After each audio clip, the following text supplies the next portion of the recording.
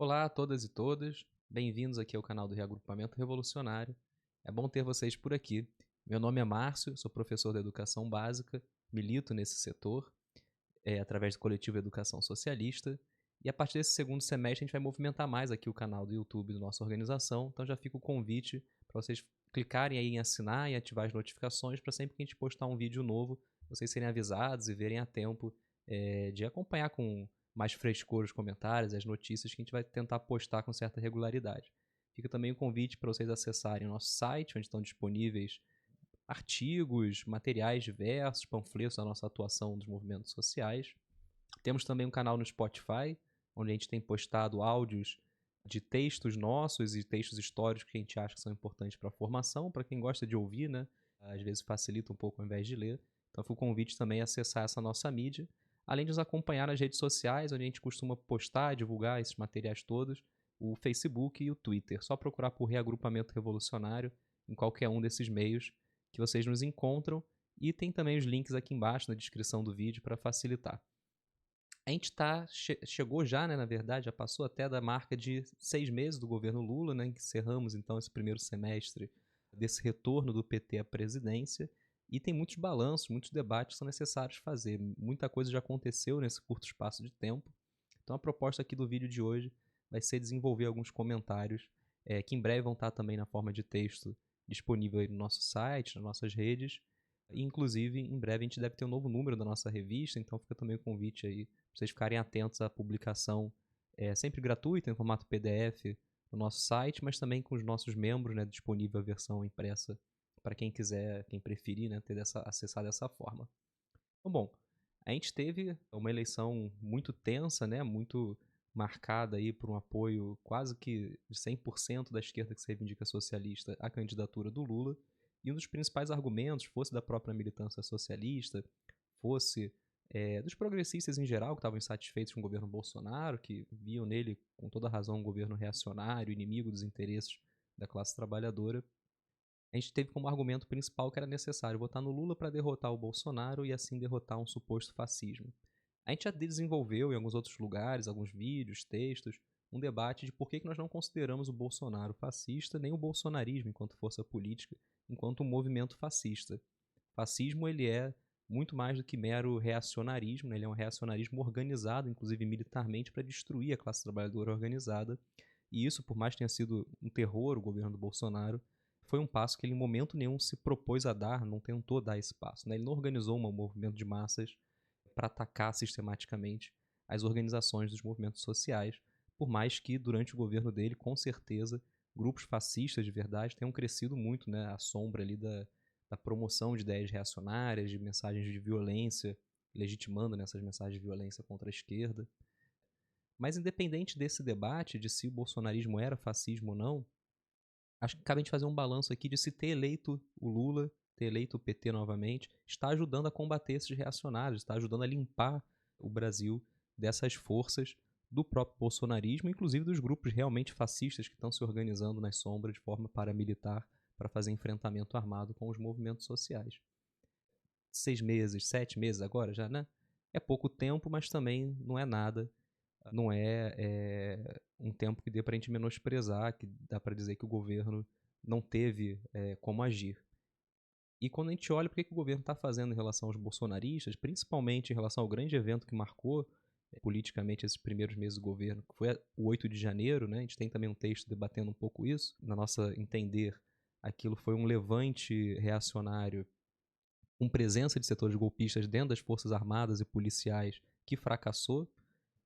E o que o governo está fazendo principalmente para combater os envolvidos nisso, mas de forma mais geral também os bolsonaristas? Quase nada. Acho que a gente tem que ser muito claro aqui de fazer esse balanço, que ter colocado o PT novamente no poder não está servindo de fato para combater essas forças reacionárias, que era o que aqueles que fizeram campanha de forma entusiasmada para o PT e para o Lula disseram que seria a principal tarefa de garantir a eleição dele. Vamos aqui aos fatos, né, para entrar um pouco mais a fundo nesse debate. Muitos votaram e elegeram Lula esperando que ele combatesse a extrema-direita. Teve o 8 de janeiro e teve alguns atos importantes puxados por apoiadores do PT e por outros setores progressistas que tinham como bandeira de ordem principal não vai ter anistia. E está tendo anistia, a gente tem que reconhecer isso. Inclusive, aqueles que apoiam ainda o governo nessa altura de forma entusiasmada têm que baixar um pouco a bola e reconhecer que está tendo anistia. O governo não mobilizou suas forças sociais, a CUT, a UNE, o MST, para combater esse setor reacionário. Ele basicamente deixou essa tarefa para as forças do próprio Estado. Sobretudo, o próprio STF, que já vinha tendo uma atuação contra os bolsonaristas como uma forma de autodefesa, já que ele tinha virado um órgão ali alvo do bolsonarismo, né?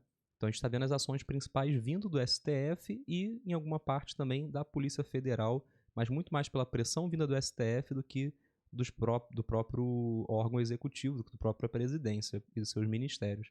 Basicamente, a gente está tendo uma limpeza aí sendo feita daqueles setores mais extremistas, que botaram a cara ali no dia 8, que financiaram o dia 8, que são mais expostos, mas muito aquém de realmente ir a fundo, de ver todos os empresários que estiveram envolvidos, principalmente os grandes empresários que estiveram envolvidos, e muito aquém da tarefa de buscar os setores golpistas que de dentro do Estado estavam de alguma forma, ainda que muito atrapalhada, muito amadora, tentando dar suporte para aquela ideia ali do dia 8, que era basicamente causar uma grande comoção e então que fossem acionadas as Forças Armadas para intervir. Né? Esse era o plano dos que estavam querendo que o dia 8 fosse uma ruptura. O que a gente está vendo é uma limpeza extremamente tímida no que tange essa questão dos setores golpistas dentro do Estado. Né? O governo não está mobilizando sua força social para que haja investigação e punição para os golpistas das Forças Armadas e das polícias, e o STF está ali fazendo uma limpeza a frio daqueles setores mais extremistas, mas sem realmente mexer no vespeiro das Forças Armadas, das polícias ali do Distrito Federal. O que a gente está vendo é uma limpeza de superfície que não vai, de forma alguma, quebrar as pernas aí das forças reacionárias, vai prejudicar ali alguns que se botaram mais a cara no sol, mas não vai eliminar esses setores do cenário político. E, infelizmente, isso é algo que é uma tarefa colocada que não está sendo feita por nenhum setor de verdade. Né? A gente não pode contar que o STF vai a fundo nessa tarefa, ele vai simplesmente parar ali onde ele encarar que já está protegido, que já eliminou os setores que tinham ele como alvo principal, e o governo Lula, por conta de todos os seus acordos, por conta de todos os seus recuos políticos, também não vai levar adiante essa tarefa de fazer essa limpeza.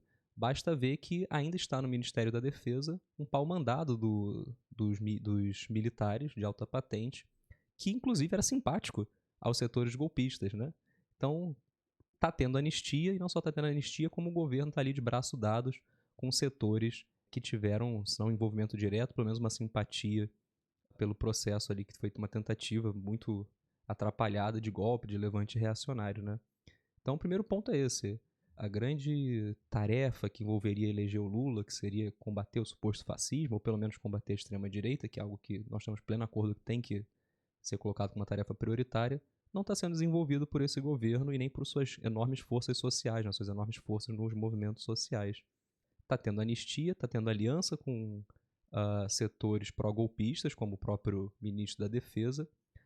Isso para não falar de todas as alianças que estão sendo feitas a partir do Congresso, né, da necessidade de uma governabilidade no Congresso, com bolsonaristas declarados, né? Pessoas que tiveram até ontem pendurados aí no governo Bolsonaro, que hoje muitos deles ainda, inclusive, não se arrependem de nada do que fizeram em termos de apoio ao Bolsonaro, dizem com orgulho que são bolsonaristas e ainda assim estão sendo abraçados pelo governo, não só na forma de compra de votos, para aprovar muitas medidas que inclusive são contra a classe trabalhadora, mas também gente que está recebendo ministério, está recebendo cargos de segundo, de terceiro escalão dentro da estrutura do governo, gente está sendo abraçada para formar uma ampla frente que vai ser tão ampla a ponto de incluir até mesmo aqueles que muitos dizem que são os fascistas, mas que, enfim, por mais que a gente discorde essa caracterização, estamos de acordo que são reacionários que têm que ser extirpados do cenário político. Mas o que está acontecendo é que eles estão sendo reabilitados no cenário político. Né? Tem uma ala ali do Congresso mais extremista, mais bolsonarista raiz, que está sendo deixada de lado, mas é algum punhadinho ali de deputados, né? E todo o resto do bolsonarismo está sendo abraçado pelo governo na tentativa de fazer uma nova frente muito ampla, né? Amplíssima. União Brasil, todos esses partidos que foram a base de apoio mais linha dura do bolsonarismo em termos de apoio no Congresso, estão hoje recebendo cargos, recebendo negociatas por parte do PT para apoiarem esse novo governo. E como são oportunistas muito mais do que são reacionários, né? Estão muito mais interessados em dinheiro no bolso do que em projeto político, eles estão abrindo mão ali de algumas coisas, principalmente abrindo mão de ser uma oposição sistemática, para poder ser abraçados por esse governo, receber verbas de formas diretas e indiretas, e assim fazer parte dessa nova etapa aí, né, esse novo momento político do Brasil, vendendo seu peixe de que vamos votar no que o governo propor, desde que botem dinheiro no nosso bolso, né? E o governo não está tendo nenhuma cerimônia em dançar conforme essa música. Então, o que a gente pode concluir aqui nessa primeira parte, né, da nossa análise é que o governo Lula não está servindo para combater a extrema-direita, então qual é a tarefa que está colocada para a gente conseguir fazer esse combate? Bom, nós do reagrupamento há muito tempo, inclusive lá na época do impeachment, temos insistido na necessidade de uma reconstrução de instrumentos de luta da classe trabalhadora que sejam unitários. Porque hoje as grandes organizações dos movimentos sociais, como a CUT, como a UNE no movimento estudantil, estão completamente aparelhadas pelo PT, numa perspectiva de impedir mobilizações, inclusive de sabotar mobilizações. A gente viu muito isso durante as lutas contra as chamadas reformas do Temer e do próprio governo Bolsonaro, em que em vários momentos as direções dessas entidades brecaram mobilizações que poderiam ter, no mínimo, impedido ali uma implementação rápida desses ataques, mas idealmente teriam realmente derrotado esses ataques, né? E dada a ausência desses instrumentos de luta no momento, a gente precisa construir frentes de luta. Primeiro começando nas nossas cidades, nos movimentos sociais que estão mais organizados, expandindo isso a nível estadual até chegar numa frente de lutas unificada a nível nacional, que possa colocar na ordem do dia o combate à extrema-direita através de ações práticas e também de campanhas de educação política que rompam a bolha dos movimentos sociais. E isso a gente não está vendo o PT nem seus apoiadores mais próximos, como por exemplo as principais correntes do PSOL, se colocando para fazer. Pelo contrário, estão já preocupados com as eleições municipais do ano que vem, pensando sempre no jogo dentro das instituições do Estado, que é o Estado dos patrões, o Estado da burguesia. Então a gente do reagrupamento tem insistido há muito tempo nessa necessidade de atuar com independência frente aos governos na construção de frentes de luta que partam das lutas mais imediatas, como as lutas salariais, as lutas em defesa de algum direito que esteja ameaçado de alguma categoria, a luta de organização dos entregadores, que tem rolado já há algum tempo e mostrado um caminho aí de combatividade muito importante, e a partir disso vá somando esforços e construindo algo unificado. Tem algumas pequenas iniciativas nesse sentido, a gente, nossas forças muito humildes, tem tentado atuar nessas iniciativas, mas seria fundamental que grupos maiores, com mais peso, também se colocassem nessa tarefa, né? Porque nós não discordamos que é necessário combater a extrema-direita, por mais que a gente tenha a caracterização de que não é o fascismo que está colocado enquanto força principal hoje dessa extrema-direita, né? Mas, enfim, certamente não é através do governo Lula, não é através do Estado burguês, não é através do STF que a gente vai conseguir tirar essa extrema-direita do cenário. Se depender dessa gente, eles vão só eliminar aqueles setores mais extremistas e vão abraçar todos os outros e vão anistiar aqueles que eles tiverem que anistiar para acalmar os militares, para garantir o que é a meta do PT desde muitas décadas atrás, que é a paz social. O PT é um partido cujo objetivo é governar o Estado dos capitalistas, garantindo que haja paz entre as classes, garantindo que os conflitos sejam mediados a partir do topo e não que sejam resolvidos a partir da luta independente da classe trabalhadora. Então, cabe a nós, que temos uma visão crítica da situação que estamos vivendo, que entendemos que tem vários problemas acontecendo, que a reeleição do Lula não apresenta nenhuma melhora significativa, muito menos imediata, para todos nós que vivemos do nosso trabalho, cabe a gente se dedicar nessa tarefa de construir uma frente de lutas que tenha como uma das tarefas principais o combate à extrema-direita, a educação da classe trabalhadora, no sentido de romper com o véu de demagogia que essa extrema-direita tem lançado sobre os olhos de nossos irmãos e irmãs de classe, que muitos deles votaram no Bolsonaro, não podemos se esquecer disso. Metade da população eleitoral que votou em algum candidato votou praticamente quase metade no Bolsonaro e não são fascistas, né? Tem uma parte ali que são reacionários, remediáveis, mas tem uma outra parte que a gente precisa ganhar de volta para uma perspectiva anticapitalista, ganhar para uma perspectiva de classe, além de mobilizar essa galera contra ações do MBL, contra ações de grupos fascistas de verdade, contra ações de grupos reacionários diversos que têm atuado aí de vez em quando, botado a cara no sol, como fizeram no dia 8. Mas, feito esse primeiro comentário, né, de será que o governo Lula está servindo para combater a extrema-direita? E ele obviamente não está. Acho que até os petistas mais atacados reconheceriam isso, né, que está tendo anistia, que está tendo alianças espúrias com os próprios bolsonaristas. Então, vamos para o segundo tópico importante, que levou muita gente a votar no Lula, né, e que ainda está levando muita gente a fazer o L, a, enfim, olhar para o governo Lula com simpatias, que é o tema de será que o Lula, será que o PT é capaz de trazer uma condição melhor de vida para a maior parte da população, ou pelo menos para a parte mais pobre da classe trabalhadora? Que essa é a grande promessa, né? Vai ter picanha barata, vai voltar a ter cervejinha no final de semana. Enfim, essas brincadeiras indicam o quê? Que há uma grande esperança, uma promessa mesmo do governo de entregar melhorias consideráveis nas condições de vida que pioraram muito de 2014 para cá. E aí é importante frisar 2014 para a gente entender que elas não pioraram simplesmente porque o PT saiu do governo. Elas já estavam piorando quando o PT era governo, e o PT, inclusive, lá na época do segundo mandato da Dilma, tomou certas ações, tomou certas decisões políticas que ajudaram a piorar a vida da classe trabalhadora. E com Temer isso se acelerou e aprofundou de uma forma enorme, com Bolsonaro mais ainda.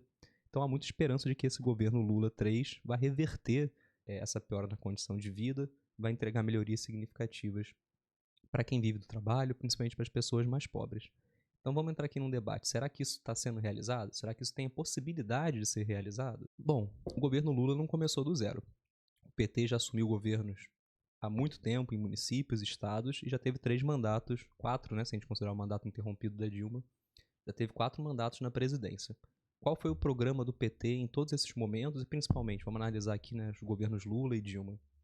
Foi um programa que a gente pode chamar de social liberal. Ou seja, de um lado, usa os movimentos sociais, sua presença nos movimentos sociais, para garantir a paz, garantir que não tenha lutas significativas, travar as mobilizações. Basta ver o que o governo está fazendo nesse exato momento em relação às atuações do MST. Está condenando essas atuações, está tentando evitar novas ocupações de terra, está tentando garantir a estabilidade política. E qual é a outra medida que o governo faz, que o PT faz, para garantir estabilidade política para os patrões, para os de cima? Além de segurar nos movimentos sociais, sabotar as lutas, é realizar uma redistribuição de renda. É inegável que isso é uma parte central do programa do PT, e essa é inclusive uma grande diferença que ele tem em relação aos outros partidos com algum peso nacional, com algum peso eleitoral, que não tem nenhuma perspectiva classista, como o PSDB, dentre outros, né? O principal diferencial do PT é dizer, olha só, a gente acha que tem muita miséria no país, tem muita desigualdade, e que o Estado tem que ser usado para mitigar isso, para de pouco em pouco ir acabando com a desigualdade social. Então, ele entrega muito para os patrões, basta lembrar o próprio Lula comemorando que os bancos nunca tinham lucrado tanto quanto nos governos do PT. Ele não faz nenhuma ruptura, nenhum afrontamento com a burguesia, com a classe dominante, mas tenta usar um pouquinho ali dos recursos para fazer inclusão social, redistribuição de renda, né? O Bolsa Família, o Minha Casa Minha Vida, os programas de expansão da universidade pública, construção de escolas técnicas públicas, enfim, toda uma série de aparatos aí de programas sociais para atacar a desigualdade social, para promover algum nível de inclusão. Se a gente pega o balanço desses primeiros governos do PT, isso foi muito tímido comparado à profunda desigualdade social do país, mas deu alguns resultados significativos para quem era muito miserável e deu ali uma respirada, né, com esses programas, principalmente com Bolsa Família. Mas fato é que o que foi entregue para a burguesia foi muito maior, foi incomparavelmente maior os recursos que foram entregues na mão da burguesia através de linhas de crédito, financiamento direto, resgate de empresas que haviam falido, parcerias público-privadas, privatizações. O que o governo entregou para esse setor é incomparavelmente maior do que foi entregue para a classe trabalhadora, por mais que não dê para desprezar que fez diferença na vida de muita gente. Então a gente pode caracterizar de social liberal por causa disso, que é um governo liberal, que inclusive desde Dilma II, e isso aí vale também para os governos municipais e estaduais do PT, adotou o discurso neoliberal da austeridade, de que é necessário para superar os efeitos da crise de 2008, apertar os cintos dos gastos do Estado, e começou a dançar conforme a música do neoliberalismo, que demanda controle dos gastos, controle dos juros, ajustes fiscais, privatizações, cortes de gastos nos programas sociais.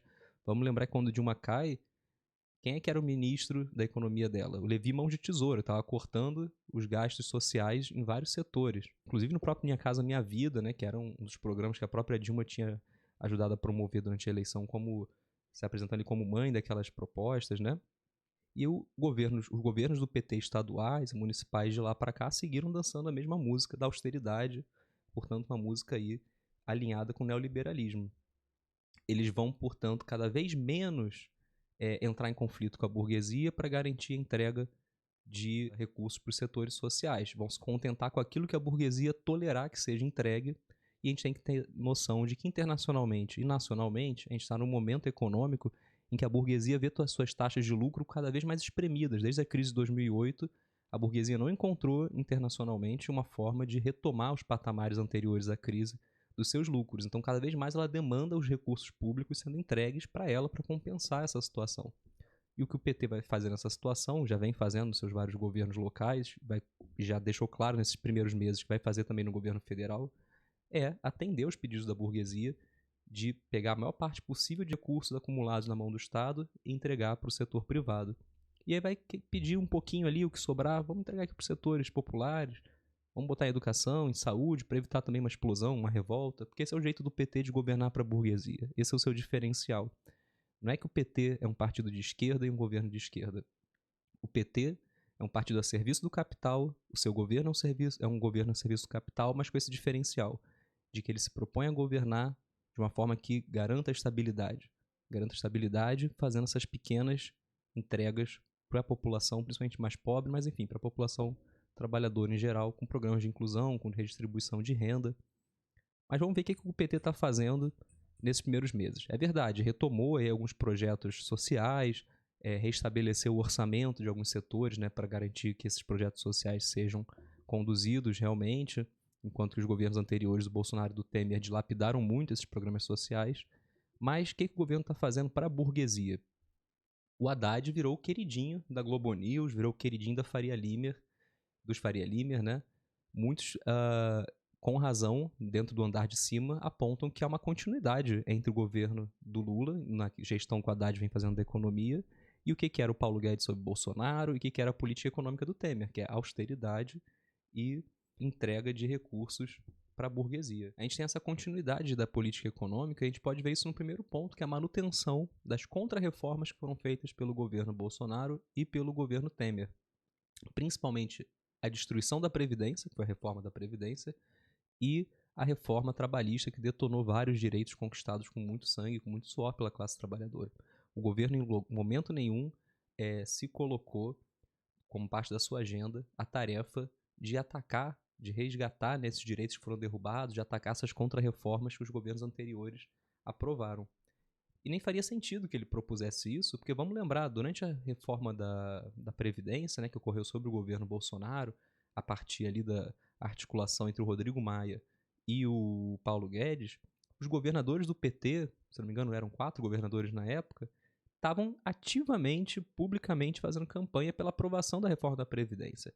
Foram a Brasília, alguns deles, fizeram pressão sobre suas bancadas estaduais no Congresso Nacional para que aprovassem, para que votassem a favor, e nos seus estados vinham implementando já, alguns até de forma antecipada à reforma nacional, a mesma lógica, né, de aumentar as contribuições previdenciárias dos servidores públicos, de aumentar as barreiras para que o trabalhador possa se aposentar, de diminuir o que ele vai receber quando ele se aposentar.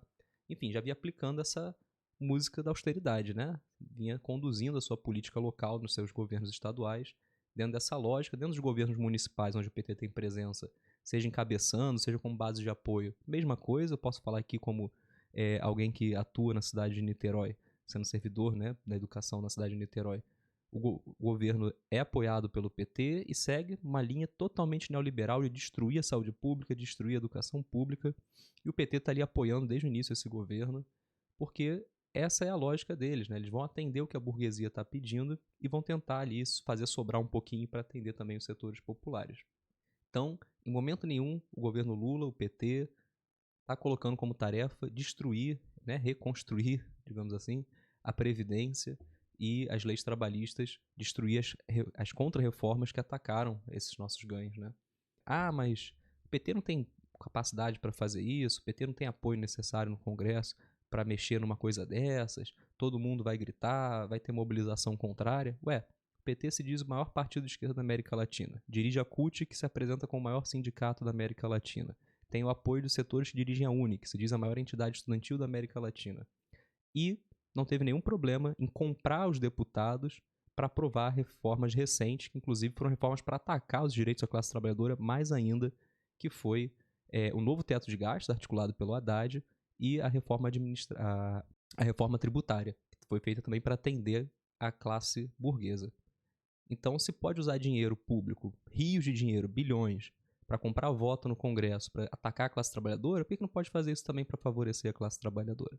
Isso não é de hoje. Vamos lembrar que em 2003, quando o PT tinha muito mais apoio, muito mais solidez, também usou o mensalão para atacar a classe trabalhadora, fazendo a reforma da Previdência daquela época. Então o PT não está desmontando essas contra-reformas anteriores por falta de interesse, porque não vai mexer nesse vespeiro de mexer com os interesses da burguesia e porque muitos setores do PT, que são gestores públicos, né, as alas ali que estão ligadas aos governos estaduais e municipais, acham correto que tenha essas medidas.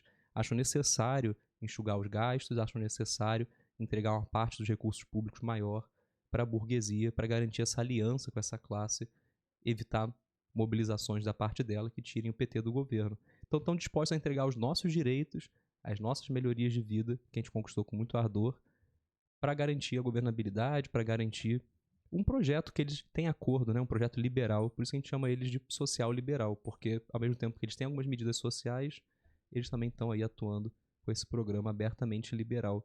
E se a gente pega o teto de gastos do Haddad, isso fica muito óbvio que é um teto pior do que aquele do Temer. É um teto de gastos que inclusive tinha incluído recurso da educação nos gatilhos de congelamento de recursos públicos caso as metas financeiras não fossem batidas. E o que é o teto de gastos? Né? O que é esse arcabouço fiscal, que é o nome bonito que o Haddad e o PT deram para o novo teto de gastos? É basicamente garantir que vai sobrar recursos sempre para a burguesia.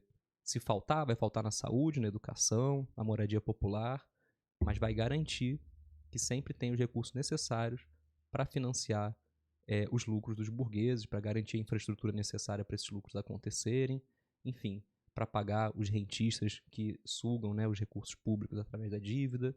E está no horizonte do governo, ainda para esse ano, a reforma administrativa, que ele já disse que não vai fazer igual o que o Guedes queria fazer, mas está colocado também, desde a eleição, inclusive, o Lula já falava abertamente isso, que vai fazer reforma administrativa, que vai mexer com os direitos e os salários dos servidores públicos federais. Então, mais uma contra-reforma neoliberal com a qual o PT está comprometido. Então, o que a gente pode ver nesses primeiros meses é um governo comprometido com a agenda do neoliberalismo, com a agenda da burguesia. Não é um governo comprometido com a classe trabalhadora, com os setores populares. E aí, fazendo um parênteses mais aprofundado aqui, sobre a área da educação, talvez seja a área onde isso fica extremamente claro, porque o MEC está entregue a talibãs neoliberais que estão implementando a reforma que começou lá com Temer, do ensino médio, da BNCC, mas que no governo Dilma já estavam sendo planejadas. O Temer deu uma piorada considerável, sem dúvida nenhuma, mas hoje o MEC está sendo conduzido por pessoas que têm completo alinhamento com essas propostas, pessoas que são serviçais das grandes empresas de educação. E aí a gente não está falando de um infiltrado ou dois infiltrados, como alguns têm colocado. O MEC como um todo, inclusive o próprio ministro, que é do PT, o Camilo Santana, é comprometido com essas políticas neoliberais para a área da educação, que vai retirar muito recurso do setor público para colocar na mão do setor privado, que vai voltar ao dualismo escolar, onde a gente tinha uma educação ruim para a classe trabalhadora e uma educação boa para os filhos da burguesia, ou enfim, das classes médias um pouco mais seguras de recursos. A gente tem um MEC entregue, então, aí ao Todos pela Educação, a Fundação Lehman, não só através de agentes diretos dessas associações que estão, por exemplo, na Secretaria de Educação Básica do MEC, mas o próprio Camilo Santana, a Isolda Sela, né, que é do PT também e a segunda no comando do MEC, são totalmente alinhados a essas políticas de destruição da educação pública. E não custa lembrar também, o Todos pela Educação tem como um dos seus fundadores ninguém menos do que o Haddad, né? Essa grande frente aí dos inimigos da educação pública tem esse quadro do PT, possivelmente substituto do Lula nos próximos governos, e certamente o ministro mais popular no momento, entre a burguesia, óbvio, tem um dos seus fundadores, um dos seus promotores. Então, em qualquer lugar que a gente olha do governo, a gente vai ver que, por mais que tenha algumas iniciativas de entregar recursos para os setores populares, através de programas de redistribuição de renda, de inclusão social, de retomada de investimentos nas áreas sociais, a gente tem um peso muito maior nas políticas que vão entregar recursos públicos para a classe capitalista, que vão levar privatizações diretas ou indiretas, que vão levar a um desmonte ainda maior do Estado enquanto um promotor, né, do fim da desigualdade social, um promotor da melhoria das condições de vida. E aí cabe um debate aqui. O PT está fazendo isso porque não tem apoio no Congresso? Bom, a gente já viu que quando ele não tem apoio no Congresso, ele abre o cofre e bilhões jorram para o bolso dos congressistas para aprovar o que o PT quer aprovar. Então, se ele quisesse mexer nessas políticas econômicas, ele mexeria, independente de ter apoio no Congresso ou não. O que ele quer fazer realmente é atender a burguesia, ainda que mantendo alguma coisa para os setores populares. Mas mesmo se o PT quisesse, será que ele conseguiria usar o Estado para acabar com a desigualdade social, usar o Estado para dar um salto qualitativo realmente muito profundo na qualidade de vida da classe trabalhadora? Bom, eu já mencionei que em 2008 a gente tem a crise internacional e que desde então a burguesia, no Brasil principalmente, mas no mundo como um todo, não consegue ainda recuperar suas margens de lucro anteriores. Então a gente já tem uma pressão aí colocada por parte dessa classe dominante na nossa sociedade de que todo recurso que estiver disponível tenha que ser direcionado para ela, para os bolsos deles, para os lucros deles se manterem. Então, a gente já tem um limitador, digamos assim, de conjuntura que coloca uma margem muito estreita, muito menor, inclusive, do que nos primeiros governos Lula, do que pode ser feito com os recursos públicos em termos de investimentos nas áreas sociais. Mas, para além dessa situação conjuntural que a gente vive no mundo inteiro, que é de desmonte do estado de bem-estar social na Europa, que é de destruição dos direitos adquiridos pela classe trabalhadora em todos os lugares, e que se dá de forma muito mais intensa aqui na periferia, porque a burguesia da periferia também é espremida pelas burguesias imperialistas com as quais ela está associada como sócia menor. Então aqui é pior ainda essa situação de desmonte, né? Não à toa a gente teve o governo Temer, não à toa a gente teve o governo Bolsonaro, foram governos que estavam ali para atender essa necessidade de um desmonte brutal e muito acelerado de algumas conquistas que a gente teve. Mas para além desse momento conjuntural, a gente tem que sempre ter em mente, o Estado que a gente tem hoje é um Estado que pertence a uma classe. Ele não é um Estado neutro que paira acima da sociedade e que pode entregar recursos de acordo com as pressões que ele sofre. Se for mais pressão da burguesia, vai entregar mais para a burguesia. Se for mais da classe trabalhadora, vai entregar mais para a classe trabalhadora. Não, não é assim que funciona. O Estado tem dono. A gente pode até trocar os gestores desse Estado, mas a máquina foi feita para funcionar em prol de uma classe. O STF toma várias posições a favor da burguesia, não é porque os ministros que estão lá são ruins, é porque ele foi feito para funcionar em prol da burguesia. O governo Lula faz promessas de melhora de condições de vida, mas não consegue entregar essas promessas, não é porque ele é mentiroso, não é porque ele é malvado, é porque ele é um governo que está atuando numa máquina a serviço da burguesia e porque ele próprio já aceitou há muitas décadas ser um instrumento de dominação da burguesia. Só que um instrumento de dominação de forma diferenciada, ao invés de usar o fuzil, ele usa a pacificação ali com a redistribuição tímida de recursos e com a sabotagem das lutas de dentro dos próprios movimentos sociais. Então a gente tem que ter muita clareza que essa outra promessa, né, essa outra expectativa muito grande que ajudou na eleição do governo Lula, que era a melhoria significativa das condições de vida, no mínimo voltar ao patamar que ela tinha lá nos primeiros governos do PT, também não vai acontecer. Não vai acontecer porque a gente está numa situação de recessão prolongada internacional, onde a burguesia não pode admitir compartilhar uma parte maior de recursos para promover a redistribuição de renda, e não vai acontecer porque o PT também, mesmo que tivesse mais recursos disponíveis como teve nos seus primeiros governos, atende uma outra lógica, que não é a lógica de enfrentar a burguesia para promover a melhoria da classe trabalhadora. Ele atende a lógica de tentar compactuar, de tentar pacificar, de tentar conciliar. Só que quando você tem um muito mais forte e um muito mais fraco, numa situação de conciliação, o resultado também vai ser muito desigual, vai corresponder a essa força. Quem manda no Estado, quem tem as tropas, quem tem a justiça, quem tem o Congresso, quem tem os governos locais, vai sempre sair muito melhor do que aqueles que têm seus sindicatos, seus movimentos sociais, mas que muitas vezes estão recuados nas suas lideranças, estão sendo sabotados de dentro pelas próprias pessoas que hoje estão no governo dizendo que vão melhorar a vida dos outros. Então, a gente só consegue realmente dar um salto qualitativo, uma melhoria profunda nas condições de vida da população, se a gente tiver uma ruptura com esse Estado, né? Se a gente, ao invés de tentar disputar o Estado por dentro e entrar nesse jogo que o PT entrou há muito tempo e se degenerou profundamente por ter entrado, a gente buscar uma alternativa por fora. E aí eu falei da necessidade de uma frente de lutas lá no início para combater a extrema-direita. É urgente também uma frente de lutas com outras tarefas, entre elas de desmontar as reformas anteriores, que o PT está comprometido em conduzir, de manter elas e conduzir inclusive novos ataques, e também para a gente se proteger desses novos ataques que vão vir, né? Tanto do governo federal, quanto dos patrões em geral, quanto dos governos locais, independente de quem esteja nesses governos. A gente precisa de uma frente de lutas que não tenha medo de dizer que é necessário ser oposição a esse governo que está nos atacando, que está conciliando com os nossos inimigos. Então, a gente precisa de uma esquerda que não tenha medo de ser oposição, e a gente precisa de uma frente que una todos os trabalhadores, trabalhadoras, todos aqueles que estão vendo os ataques acontecerem, para se mobilizarem contra esses ataques. Venham eles de quem estejam vindo. Sejam vindo da direita, estejam vindo dos patrões, estejam vindo dessa falsa esquerda que é o PT, que é o governo Lula, que se diz parte da classe trabalhadora, mas está, na verdade, governando em prol da burguesia. E aí a gente quer fazer em breve um outro vídeo para comentar um pouco de como é que está a situação na esquerda diante desses primeiros meses do governo Lula, né? Aqui acho que já ficou bem claro qual é a opinião do reagrupamento revolucionário de que é um governo a serviço da burguesia, que não está em disputa, não é um governo que a gente pode empurrar mais à esquerda, pode empurrar para favorecer a classe trabalhadora, é um governo que está alinhado à burguesia e não é de hoje que o PT tem esse alinhamento, e que, portanto, a gente precisa ser oposição a esse governo, conduzindo luta de forma independente para barrar os ataques, para reverter os ataques que já foram feitos e para fazer avançar a situação da classe trabalhadora.